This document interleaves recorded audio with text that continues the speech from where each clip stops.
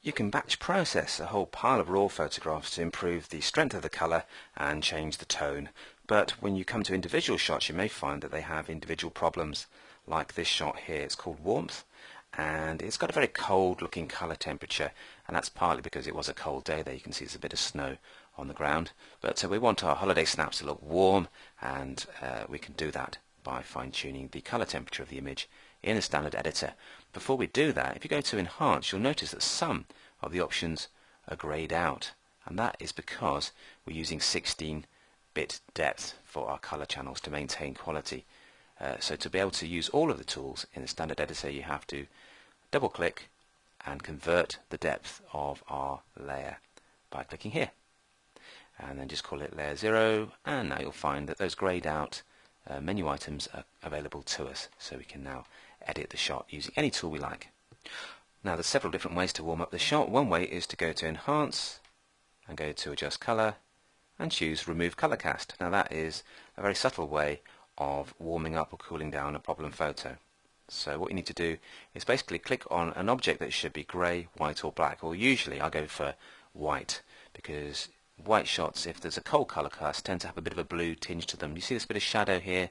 That's got a nice bluey tinge, but let's click on there to sample it, and Photoshop will think, oh, that's a bit blue, let's warm things up a bit, and you can see the overall shot warmed up quite nicely. If you click Reset and try sampling somewhere else, like this bit here, you'll find it's very, very subtle. I've clicked and it's not made a huge change, but if I go to something like this bit of blue shadow there, then we get a much warmer looking shot. So that works very nicely indeed, and that has a much nicer, warmer, more friendly colour balance. But let's cancel that and look at another alternative. Again, you can see it's very cold looking now.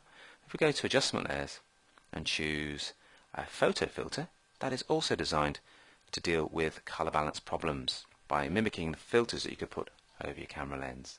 And you've got different types of warming filter. 85 and LBA are both designed to combat colour balance related problems, so they will warm up a cold looking shot. So we click on there, you can see there it's slightly warmer. Let's just tick preview to look at the original and the new version. So again, there's a slight warm glow to the shot. It's very subtle, and if you just want to add more yellow to the shot and get it warmer that way, then use warming filter 81, and that allows you to create a more dramatic looking, almost a sepia shot here. The sky is much more yellow too, so that's kind of warmed up the whole of the shot very dramatically.